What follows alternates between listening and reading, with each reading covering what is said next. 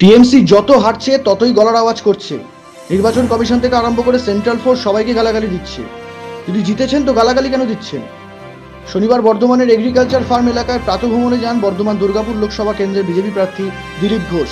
সেখানে সাংবাদিকদের মুখোমুখি হয়ে গতকালের নির্বাচন নিয়ে দিলীপ ঘোষ জানান, টিএমসি যত হারছে তত গলার আওয়াজ করছে, সবাইকে দোষ দিচ্ছে। নির্বাচন কমিশন থেকে আরম্ভ করে সেন্ট্রাল ফোর্স থেকে আরম্ভ করে সবাইকে গালাগালি দিচ্ছেন।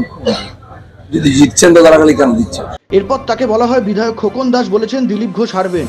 সে কথা শুনে দিলীপ ঘোষ বলেন ওনার বিধানসভা কেন্দ্র বিজেপি জিতবে। এদিন তিনি বলেন, নিজের সিটটা ধরে রাখুন, ওখানেই লিড নেবো আমরা। এবারে মারপিট করে ভয় দেখিয়ে গুন্ডা দেখে আর সুবিধা করতে পারবেন না, তাহলে ভেতরে যেতে হবে। ব্যুরো রিপোর্ট, নজরে বাংলা।